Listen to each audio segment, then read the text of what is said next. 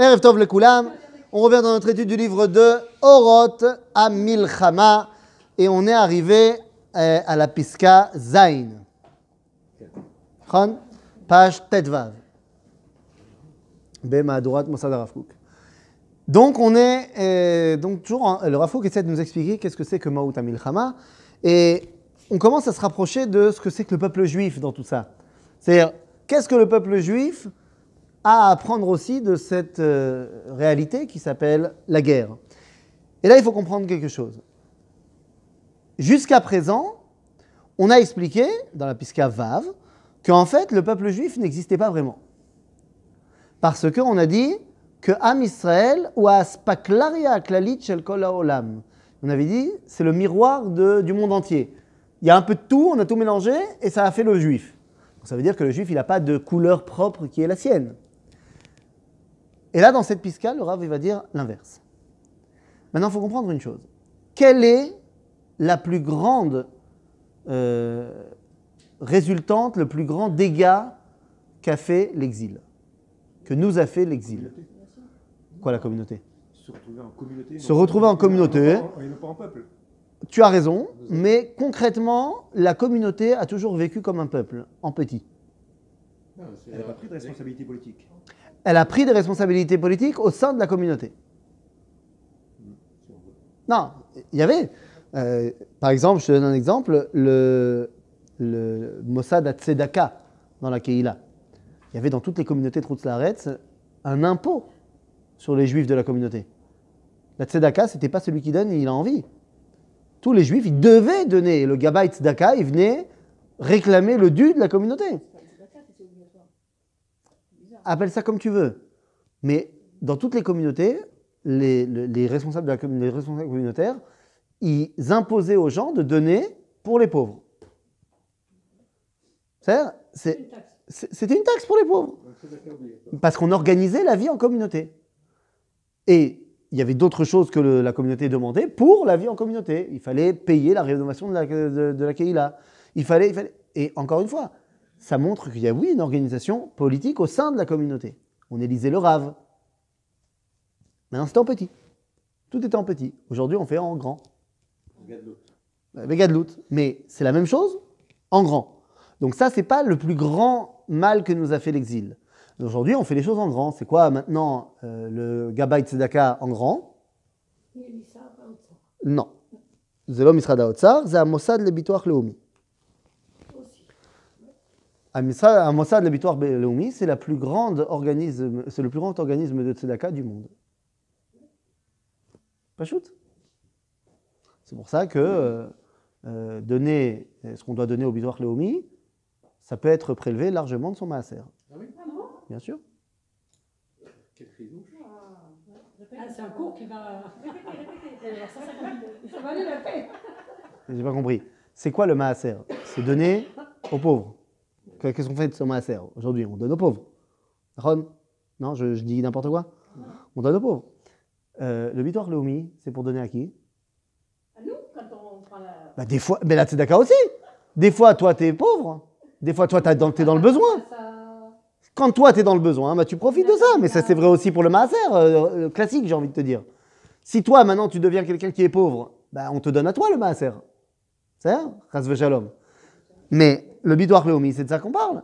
Et quelqu'un qui a des revenus qui sont en dessous d'un certain niveau, c'est-à-dire qui est pauvre, il ne donne pas le Bituach Leumi.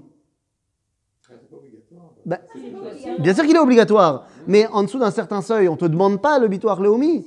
On te demande, mais en fait, on te le demande, mais tu le reçois à la fin. À la fin, oui. C'est adhère, mais ça veut dire, parce que tu peux pas dire, toi, tu n'es pas obligé de donner parce que c'est un impôt national. Mais tu donnes, mais sauf que la somme que tu as donnée, en plus, on va te la rendre après. En fait, ça revient dans... Non, c'est pas la banque. C'est pour la Tzedaka. C'est la Tzedaka. Le Bituach Leumi, c'est la Tzedaka. Non, mais c'est très bien. Mas Briout, c'est quoi? Ben c'est d'air, mais tu vas chez le médecin. Il n'y a rien à mettre. Pourquoi il y a un Mas Briout? Parce que tu vas chez le médecin. C'est comme ça. Donc. Parce que le pauvre, il doit l'obligation de donner à la Tzedaka aussi. Même, non, mais c'est rien à voir. Il donne à la Tzedaka. Mais c'est qui la Tzedaka? Pour dire que c'est c'est bien aussi qu'il donne le bitoire Léomi. C'est bien aussi qu'il donne au Bitoire Leumi, c'est bien qu'il donne à la Tzedaka, mais il peut lui aussi profiter du fait qu'il est donné à la Tzedaka, s'il a besoin, malheureusement. Donc ça veut dire qu'aujourd'hui, donner au Bitoire Leumi, c'est exactement faire ce qu'on fait quand on fait le Maaser. Donc donner de son Maaser pour le Bitoire Leumi, c'est Attendez, également. attendez. Admettons que je donne le Bitoire Léomi par mois, Mhm. quand on travaille, on donne, D'accord. on paye le Bitoire Léomi, 1000 shekels. Ouais. Alors j'enlève 1000 shekels de mon... Bah, je ne sais pas combien vous gagnez et combien vous devez donner de Maaser. Mais si vous devez donner 1000 shekels de Maaser parce que vous gagnez 10 000 shekels par mois, Oui. et que vous devez donner. Je donne au Bitoire Léomi, je les prélève du Maaser. Ben ça y est, vous avez donné votre Maaser. Alors j'ai plus de Maaser à donner. D'accord. C'est bien. On m'a dit que c'est pas obligatoire. C'est pas obligatoire le Maaser à notre époque. J'aimerais bien voir ça. La malo. Non, la malo. Lama, ce serait pas obligatoire. Ma sheken, tu peux utiliser ton maaser pour le chinuch hayeladim. Zeken. Quand les enfants sont à la yeshiva, Hein? par exemple. On va tout mettre dedans à ça, oui. Non, j'ai pas dit tout. J'ai dit chinuch hayeladim. Zakol. Le cours de piano de l'enfant, c'est pas chinuch hayeladim. C'est-à-dire. Mais l'école, le GAN, quand ils sont à la Ulpena, à la yeshiva, ça coûte beaucoup d'argent tout ça. Et tu fais ça, tu payes pour qu'ils soient mechunachim b'derech haTorah. C'est בסדר. Ok? Ton maaser, t'as le droit de donner à la yeshiva? Oui. Non, t'as le droit de donner à la yeshiva. T'as pas le droit de donner à ton fils qui va à la yeshiva? Non, nechidame.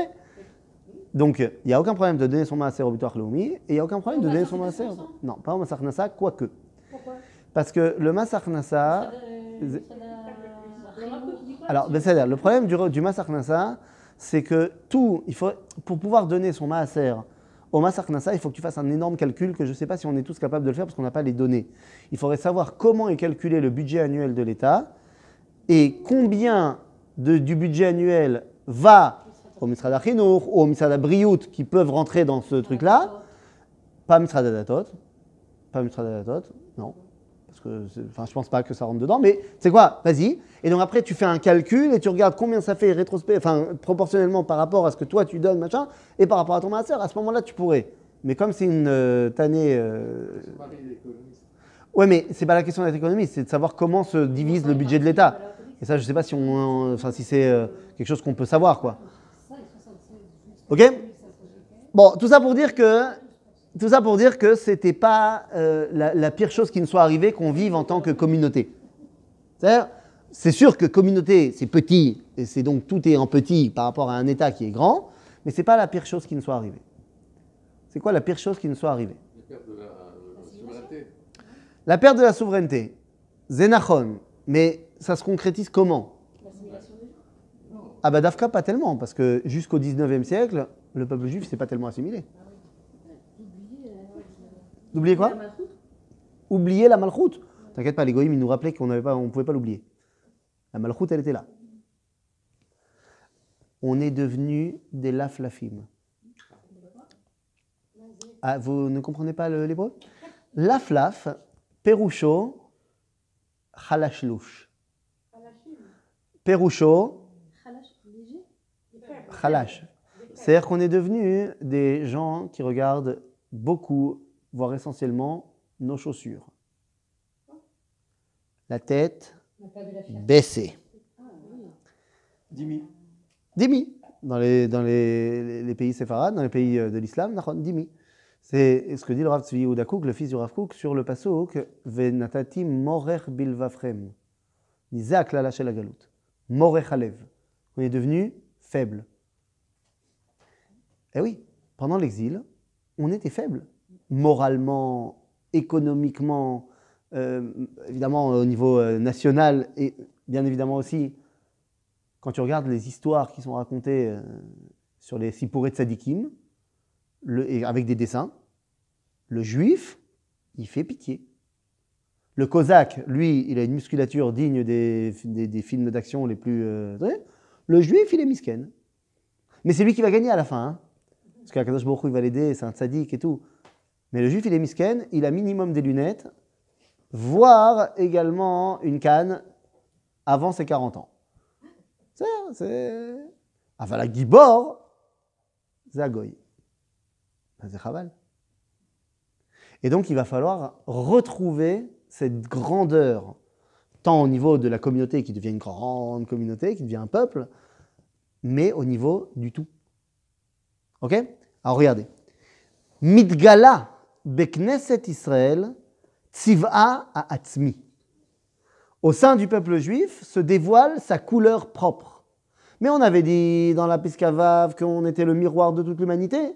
Alors on avait dit en fait qu'on n'a rien de propre à nous. Ben si. Quand tu prends toutes les lumières, toutes les couleurs du spectre et que tu les mets ensemble, ça fait quoi? Blanc.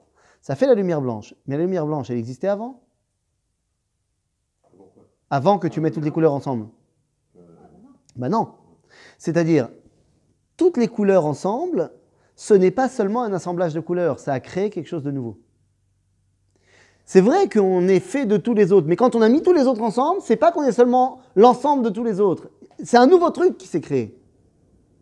De la même façon, il faut essayer de répondre à cette question mathématique incroyable. Combien font 1 plus 1? C'est une grande question mathématique. Alors 11, ouais. J'ai pas dit 1 et 1, j'ai dit 1 plus 1. Combien ça fait 1 plus 1? 3 chitotes ont été données pour répondre à cette question mathématique terrible. Il y a la chita des romantiques, la chita des mathématiciens et la chita de la Torah. D'après les romantiques, il est si tard que ça. La chita des romantiques, c'est que 1 plus 1 égale 1. C'est que quand j'ai rencontré ma moitié, je n'étais qu'une moitié, elle est une autre moitié, et maintenant on est 1, et c'est fantastique. Non, c'est terrible. C'est pas beau, c'est terrible. Parce que ça veut dire qu'il y en a un qui est mort en chemin. Ben c'est vrai. Il y avait 1 et 1, et maintenant il n'y a plus qu'un. Donc il y en a un qui a disparu. Et c'est ce qu'on dit. Hein. Et ne croyez pas, mais on ne va pas faire de la psychoanalyse, mais c'est ce que Freud nous dirait quand on dit animet alaïr. Nachon. C'est ce que tu penses vraiment. Alors donc ça, c'est une chita qui est très dangereuse. La chita des mathématiciens, elle est extrêmement vraie, mais elle est extrêmement qui ne sert à rien. 1 plus 1 égale 2. C'est terrible, parce qu'en en fait, il n'y a aucun intérêt de se réunir alors. On était déjà 2 avant qu'on se réunisse. Et il y a la chita de la Torah qui te dit que 1 plus 1 égale 3. 1 plus 1 garde le 1 et 1, mais ensemble on crée quelque chose d'autre, sans annuler l'identité de chacun. Alken, dit la Torah, Yaazov ish et aviv ve'et imo, ve'davak be'ishto, ve'yu le basar echad. Il reste lui, elle reste elle, et il y a un nouveau truc qui se crée. Rashi dira le bébé. Ou avant qu'il y ait le bébé, le couple. Ce n'est pas l'annihilation de l'un ni de l'autre. On garde notre identité propre, on continue à se disputer. Pourquoi on se dispute? Parce que moi j'ai mon avis et toi tu as ton avis. Mais il y a un autre truc plus global qui s'est créé qui s'appelle le couple. Donc de la même façon, Am Israël, il est mourkav, mis toutes les choses des autres. Aval, ça va créer une nouvelle identité qui s'appelle Israël. Ok? Ouais, vous êtes avec moi? Mitgala bekneset Israël tziv'a ha'atzmi. Olchim ha'kochot u'mitpatrim. Eze kochot? Kol ha'kochot. Parce que le Rav Kook, pourquoi il écrit ça là maintenant? Pourquoi cette pisca-là, elle est mise ici? Eh bien, simplement parce qu'on parle de la guerre. On est en train de faire la Première Guerre mondiale. On a dit que ces piscaotes-là, elles sont écrites pendant cette époque-là. Or, on a dit, pendant cette époque-là, le peuple juif commence à peine à entrevoir un réveil national. Et donc, toutes ces kochot commencent à se réveiller. C'est quoi toutes ces kochot? Ben, regardez. Olechet veshavala achochma. Achochma. On chosrim liot chachamim. Bah quoi, avant on n'était pas chachamim? Bah non. Pourquoi on n'était pas chachamim avant? Vous savez pourquoi on n'était pas chachamim avant? Parce qu'avant on était religieux. On ne pouvait pas être chachamim, on était religieux. Quand tu es religieux, qu'est-ce que tu étudies? La Torah. Alors en Torah, tu es très bon. Mais qu'est-ce que tu étudies pas quand tu es religieux? La chokhma. Le chol. Lama. Ki ze shel hagoyim. Veze mafrid. Parce que je risque de m'assimiler si je vais à l'université. Puis, de toute façon, les goïms ne me laissent pas. Donc, pendant l'exil, je ne pouvais pas être racham. Ah, je vais me dire quoi, le Rambam n'était pas racham. Oui, il y a toujours des yechidei zgoula, yechidei yechidim. Mais le peuple juif, ou lo asak bachorma. Des fois parce qu'il ne pouvait pas, et surtout parce qu'il ne voulait pas. Mais il n'y a pas de chorma dans le texte. Bien sûr qu'il y a de la nevoua. Il y a de la chorma qui est la chorma névouite. C'est-à-dire que la sagesse qui découle de la Torah, c'est la sagesse de la Torah. C'est la gamour. Mais ça ne s'appelle pas la chorma, ça s'appelle la Torah. La Torah n'est pas de la sagesse. Il y a de la sagesse dans la Torah. La Torah n'est pas uniquement sagesse. Mais il est explicité que dans la Torah, qu'on n'aille pas justement apprendre les sciences d'égoïsme, parce que c'est marqué comme ça. Où c'est marqué comme ça? Dans le Talmud, en tout cas. Il ne faut pas aller voir les sciences des goïms? Il ne faut pas, parce qu'on risque de rentrer dans la Bodazara et compagnie. Les sciences des goïms ou Torah bagoïm al ta'amin? Im omrim lecha chokhma bagoïm, ta'amin. Im omrim lecha Torah bagoïm, al ta'amin. Baror. C'est-à-dire leur monde intérieur, non. La chokhma, si on n'avait pas le droit d'étudier la chokhma, alors comment tu peux m'expliquer cette sugya extraordinaire dans Masechet Psachim, où on voit Chachmei Israël se débattre avec Chachmei Yavan benosé astronomia. Et au final, la sugya, elle dit que qui a gagné? Chachmei Yavan. איך אנחנו מקבלים את הדעה של חכמי יוון? parce que בענייני החוכמה צודק מי שצודק. Qu'il soit juif ou pas juif. Chachmei Israël, s'ils ont pu débattre avec eux, c'est qu'ils ont étudié la chokhma aussi. Mais qu'est-ce qu'on peut traduire? Les sciences, les sagesses, toutes les sagesses. Toutes les sagesses. Ma, c'est chadash lachem qu'il y a des milieux dans lesquels on te dit qu'il ne faut pas étudier le chol, qu'il faut étudier que le kodesh. Ça existe ou ça n'existe pas? Ça, c'est à cause de l'exil. Encore une fois, barour qu'il y a toujours eu des individus qui ne sont pas tombés là-dedans. Et c'est devenu nos gdolim. Mais ce qui est fantastique, c'est que dans certains milieux, on met sur un piédestal les gdolim, mais on ne fait pas du tout ce qu'eux, ils ont fait. C'est le Maharal de Prague. Tout le monde a accepté que le Maharal de Prague, c'est un grand c'est un rabbin. Le Maharal de Prague, il était aussi mathématicien, aussi astronome. Il y a un cratère sur la Lune au nom du Maharal. Pas mal. Il était très copain avec Tycho Brahe, l'astronome. Le Rambam. Il a étudié toutes les sciences de la médecine. Tous les Chachmei Israël, ils ont étudié chacun en fonction de ce qui les intéressait, quoi. Mais quand tu regardes à l'époque de Chazal et surtout à l'époque de Yemei HaBenaïm, du début du Moyen-Âge, tu vois que tous les Chachmei Israël, ils sont et médecins, et mathématiciens, et philosophes, et astronomes, et en plus d'être Gdolé Israël. Tu vois qu'eux, ils ont réussi à cumuler tout ça. Mais au niveau du peuple, c'est pas ce qui s'est passé. Ils n'ont pas interdit rien du tout. Ils n'ont jamais interdit quoi que ce soit. C'est bien la maman du Rambam qui l'a envoyé étudier quelque part. Donc ça veut dire qu'ils ne l'ont pas interdit. Non, mais ils l'ont envoyé, alors pourquoi les autres mamans, elles n'ont pas envoyé leurs enfants à étudier aussi? Ah, d'abord, qui te dit que les autres mamans, elles n'ont pas étudié? Elles n'ont pas envoyé étudier. Tous les rabbins de l'époque du Rambam, ils étaient tous aussi médecins. Nous. La question, c'est pourquoi aujourd'hui, on n'en voit pas?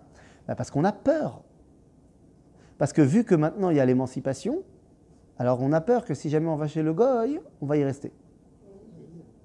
Mais d'accord, mais c'est pas parce qu'on a peur que c'est bien. Et la Torah, à aucun moment, elle t'a enseigné ça.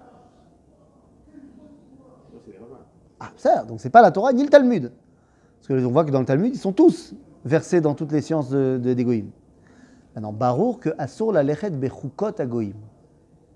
C'est un choix frère. On n'a pas le droit de faire leur loi, et leur fête, et leur vision du monde, et ça c'est ma choix frère. C'est comme une barrière. Oui, bien sûr que c'est une barrière, mais c'est une barrière qui n'a pas lieu d'être. La barrière des sciences, elle n'a pas lieu d'être. Parce que la chokhma, tu ne peux pas dévoiler à Kadosh Baruch Hu si tu ne l'as pas. Je donne l'exemple de l'évolution. Oui. Tu vas rentrer dans l'histoire de l'évolution. Ça va te rentrer dans des trucs qui Il y a, T'éloigner de la création. on a ici les écrits du Rav Kook, à part Roth. On a, par exemple, ici les Nevuché Ador. Non, je ne vois pas les livres du Rav Kook. Je t'invite à lire l'Inevuché Ador, le livre qui s'appelle l'Inevuché Ador, chapitre 7. Là-bas, le Rav Kook, il dit וההתפתחות והדעה של ההתפתחות שמביאה למיליארדים של שנים. Donc il parle de la théorie de l'évolution qui à son époque est très en ambiance. היא זו שמרעישה את לבבות קטני הדעה. Ça fait peur aux gens qui ont une petite sagesse, une petite connaissance. כי הם חושבים שההתפתחות הזאת היא תביא לכחש באלוהים חיים. Ils pensent que cette théorie-là de l'évolution, ça va amener à ne pas croire en Dieu. והרי הם טועים מאוד. כי מה אנחנו אומרים?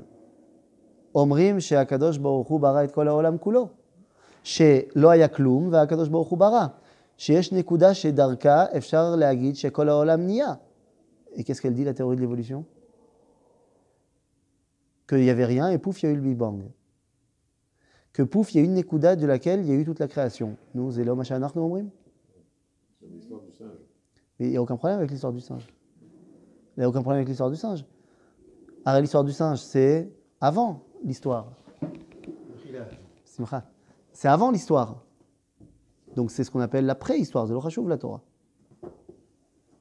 Zélo Ma'anien, notamment. L'homme descend du singe. Et ça nous dérange? Un peu quand même. Après, si tu... D'abord, la théorie de l'évolution, elle ne dit pas ça. fait qu'on a bifurqué, donc. D'abord, la théorie de l'évolution, elle ne dit pas ça. Elle dit qu'on a un ancêtre commun. On ne dit plus qu'on descend du singe, même chez les scientifiques. On te dit qu'on a un ancêtre commun quelque part. Maintenant, en quoi ça nous dérange? Parce que tu dis que dans la Torah, on dit que Akadosh Baruch Hu, il a créé Adam Arishon. Que Adam Arishon, qui est tel qu'il est présenté dans la création, il est le Adam Arishon qui vit où? Au Gan Eden. Or, le Gan Eden n'est pas un endroit physique. Parce que là-bas, ça se passe en termes de Neshamot.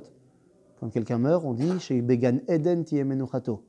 On parle de sa Neshama, on ne parle pas de son corps. Ce qui veut dire que tout ce qui est marqué dans le livre 1 et dans le livre de Bereshit au chapitre 1 et 2, Manitou nous explique que ce n'est pas la création du monde physique. C'est la création d'un monde métaphysique. L'idée, ce que Platon appellera le monde des idées.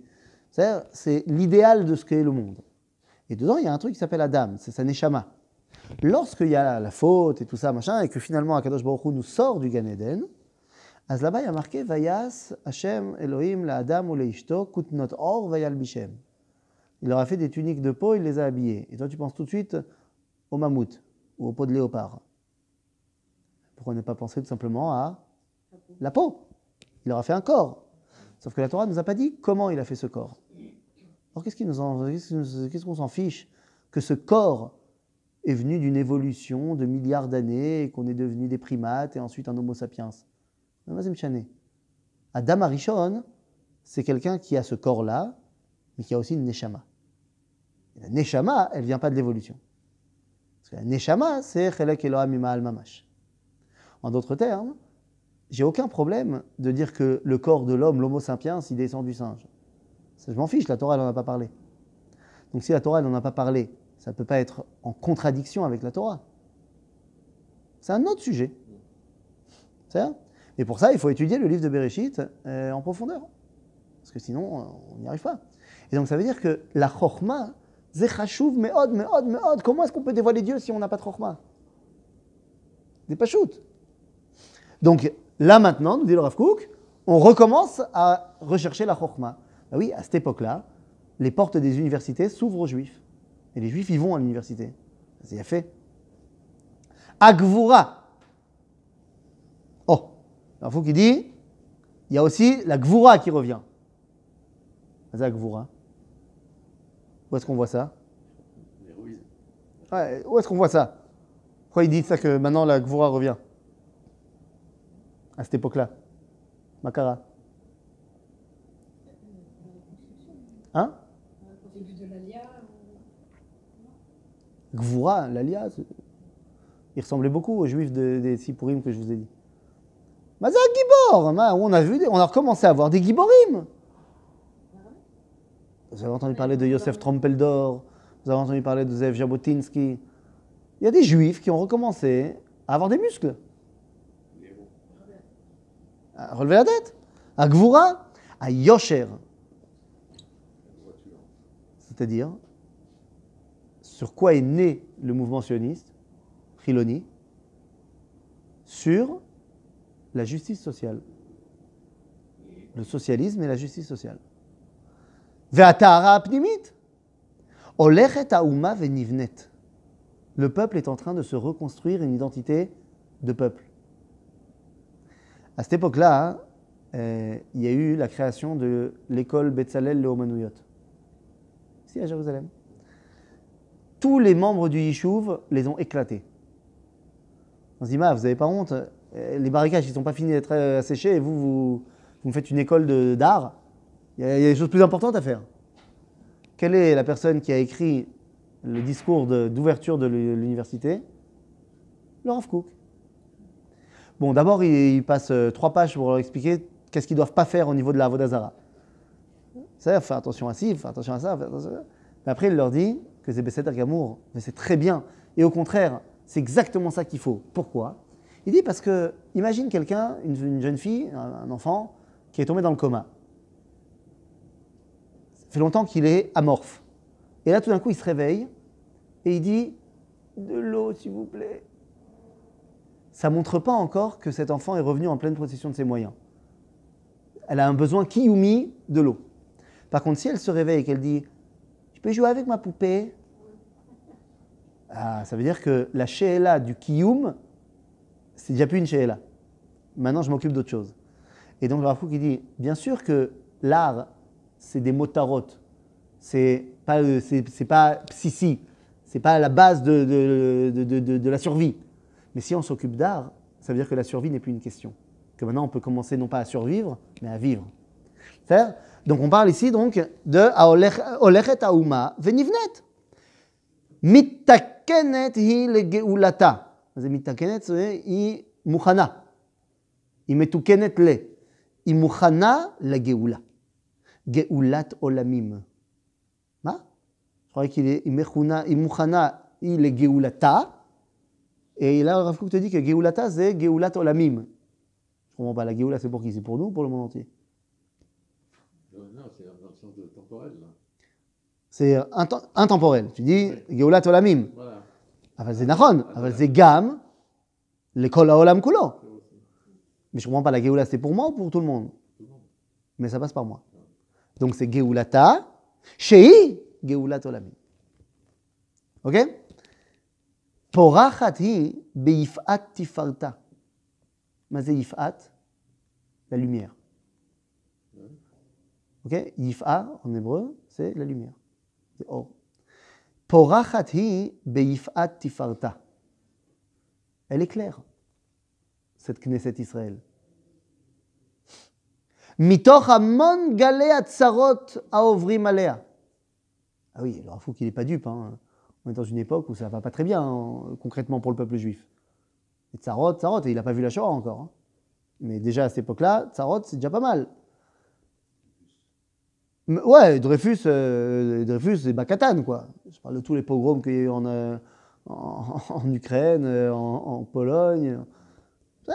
Dreyfus aussi, et les pogroms d'Afrique du Nord. Alors, il te dit, Mitoch ha'amon galei hatzarot ha'ovrim alea, mikol hagoyim. Mikol hanefutzot. Ne viens pas penser qu'il n'y a que les juifs d'Ukraine qui avaient du mal. Non, partout. Hi machnisa hon rav dea uma'of abata lemerchakim umosifa et hatzdadim hateorim shemibachutz al rechusha ha'atzmi. Quoi? En train de me dire que mitoch hatzarot hi machnisa hon rav dea uma'of abata. Mitoch Hatzarot, le peuple juif est capable de regarder loin. Oui, vous savez évidemment. Vous savez pourquoi? Parce que dans la Tzara, tu ne peux pas regarder tout près. Pourquoi?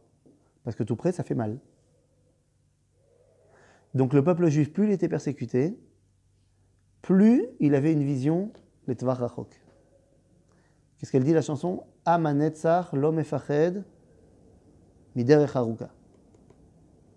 derech ou aroch. Mais quelque part, les tsarot m'ont permis d'avoir une vision beaucoup plus à long terme et globale.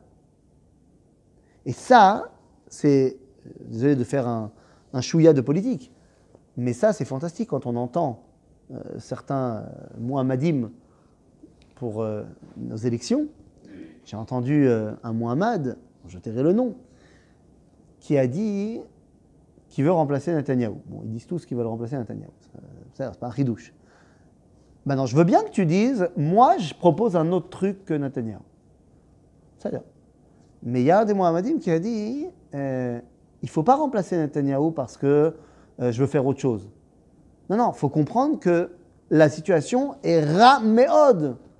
Et c'est pour ça qu'il faut changer. Asbimchila, aval zeshtuyot. Bien sûr que la situation est compliquée pour plein de gens.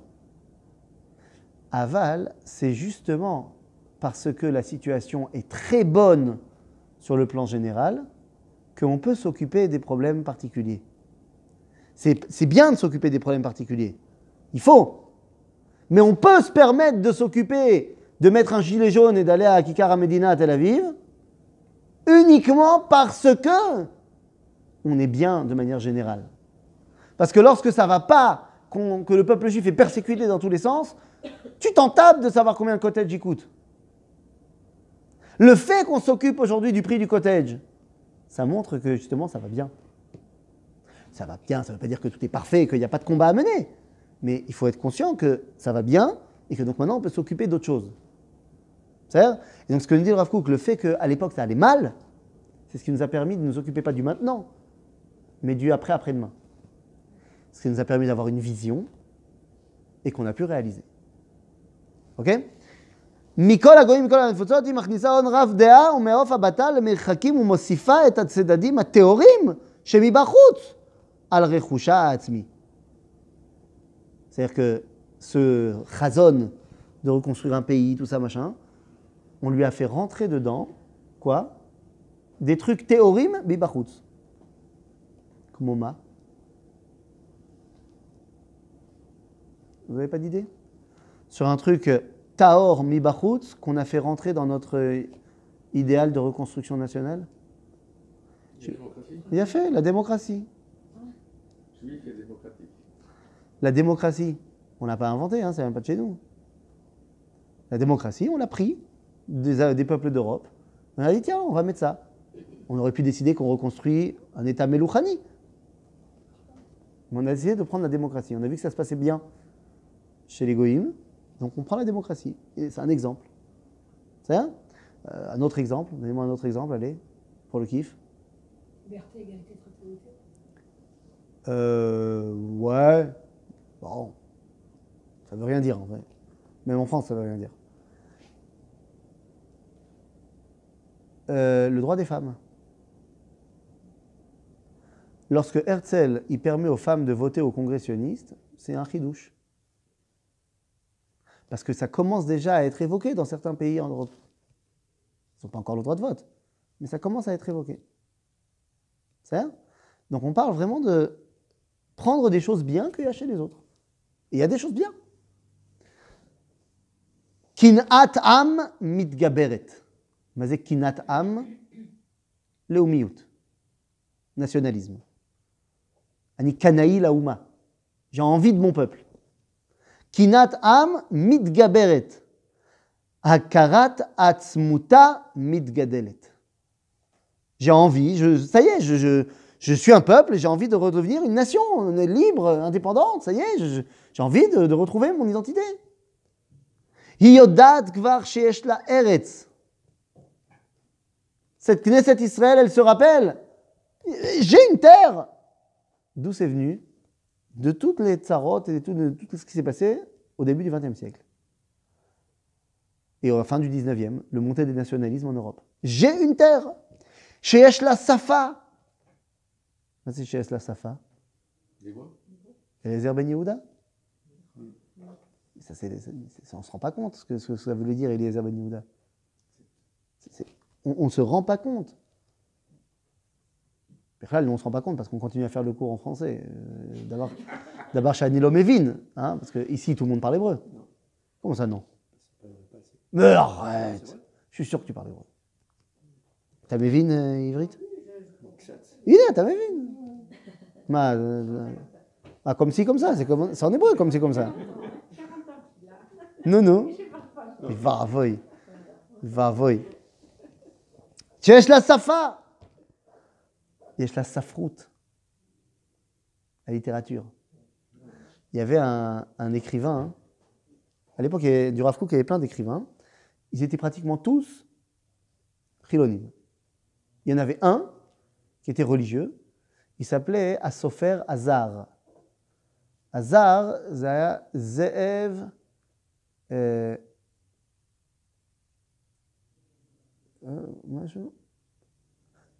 משהו Zeskin Rabinovich. Je ne me rappelle plus exactement. Sofer Hazar.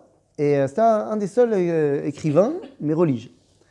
Et il est sorti au créneau, il a écrit une lettre au Rav Kook en disant que je ne comprends pas pourquoi il y a des écrivains qui écrivent sur tout et n'importe quoi, des romans et tout machin. Je pense que la résurrection de la safroute juive, on devrait écrire que des textes de Kodesh, de grandeur, que Kodesh. Le Rav Kook, il lui dit, je crois que tu n'as pas encore compris qu'il fallait se débarrasser de l'enveloppe de l'exil. L'arzor el triata tarbut, c'est l'arzor el achaim. Alors, ça ne veut pas dire qu'il faut écrire des trucs pas cachers et pas de sanoua et ce que tu veux, mais tu n'es pas obligé que d'écrire des choses de Kodesh. Tu peux aussi écrire un roman de science-fiction et ça va permettre de développer la culture juive, la malo. On n'a jamais vu encore un juif arriver sur la Lune. Il faudrait voir qu'est-ce que ça peut donner. Hein? Il était en route. Quoi? Non, je te parle dans un livre, une œuvre de science-fiction. On n'a jamais vu un juif. Non, je ne parle pas dans la réalité. Je dis dans la littérature. Moi, j'aimerais bien voir les aventures de Shmuel Levik sur Mars. On peut voir, ça peut être drôle. C'est ça? Bekitsour, sheyesh la tsava. Et oui, à ce moment-là, on a les brigades juives qui viennent de naître, qui aident l'armée anglaise. C'est la première fois depuis 2000 ans que le juif a une tsava. C'est un truc de fou, ça, on ne se rend pas compte. Avant, on se laissait taper par les Cosaques. Il y a encore une période dont on ne se rend pas compte. Mais exactement, mais totalement. C'est pour ça qu'on l'étudie. Nahon? On est carrément... Baror. Itrila leakir bemilchemet olam zo. Tout ça, on l'a découvert dans cette première guerre mondiale. Tout ce qu'on vient de dire, on l'a découvert pendant la première guerre mondiale. Ve'al kulam yodat hi, c'est qui hi? Knesset Israël. Ve'al kulam yodat hi, sheyesh la or chaim meyuchadim. Elle a un message à faire passer, cette Knesset Israël. Shem me'atrim ota ou me'atrim et ha'olam kulo al yada. Ce message du peuple juif, c'est pour amener la couronne au monde entier. Et c'est couronne. Malchut Hashem. Ve'al yede kol ze, yachad. La safrout, la tzava, le gvura, la tahara, le yosher, tout. La chokhma. Ve'al yede kol ze, yachad, yodat hi, et chassana ki oz la be'elohe emet. C'est grâce à tout cela que le peuple juif sait que son message, c'est le message qui va dévoiler Elohe Emet. C'est tout un programme. Le peuple juif, à partir de la Première Guerre mondiale, a commencé du moins, à retrouver sa grandeur et toute son identité. Aujourd'hui, on est 100 ans après. C'est Arbe Vezekloum. Mais 100 ans après, mais toutes les situations ici, regardez. Maintenant, je regarde d'un point de vue de 100 ans plus tard. Il y a une interruption absolument terrible. Quoi? Maintenant, presque... Il n'y a aucune interruption. 39-45... Il n'y a aucune interruption dans tout ce qu'il est en train de dire. Pendant 39-45, il se passe un drame évident. il n'y a pas de problème, mais qui ne met pas du tout fin à la renaissance juive. Elle l'arrête à des endroits, à beaucoup d'endroits, mais à d'autres endroits, non. C'est-à-dire, par exemple, en Israël, pendant la Deuxième Guerre mondiale, est-ce qu'on arrête d'avancer dans le sens de ce qui est en train d'avancer? Non. Est-ce que le judaïsme des États-Unis, il arrête d'avancer dans ce qu'il est en train d'avancer? Non. C'est-à-dire, il y a plein d'endroits, dans toute l'Europe, évidemment, on n'a pas besoin de débattre, mais en Israël et aux États-Unis, non. Donc ça veut dire que ce n'est pas un arrêt dans l'évolution du processus. C'est un gros obstacle qu'on a passé. Mais on l'a passé au final. Et donc, je ne peux pas dire l'année exacte de cette pisca-là, mais entre les années 10 et 20, Première Guerre mondiale. Maintenant, quand on regarde avec des yeux de maintenant, attendez, le fait que maintenant, 100 ans plus tard, on sait qu'on a un pays, la langue de l'hébreu n'est plus une question, c'est plus une langue morte. On écrit en hébreu, on joue Shakespeare en hébreu. Ça, c'est la safroute. On a des prix Nobel de littérature. Vous savez ce que ça veut dire, un prix Nobel de littérature en hébreu. On a une armée qui est la plus puissante, une des plus puissantes du monde. Donc on voit que finalement, ce qui a commencé en 1914, 15, 16, 17, 18, 100 ans plus tard, ouais, c'est Nahon, ça a commencé, c'est déjà beaucoup évolué et très bien en marche. La seule question est de savoir comment est-ce que ça passe au pas supérieur pour véritablement devenir à Teret, à Géoula Shel Kol HaOlam. C'est-à-dire qu'il faut encore quelques petits trucs, ça tombe bien parce qu'il nous reste encore quelques piscaotes à étudier. Chazak Baruch.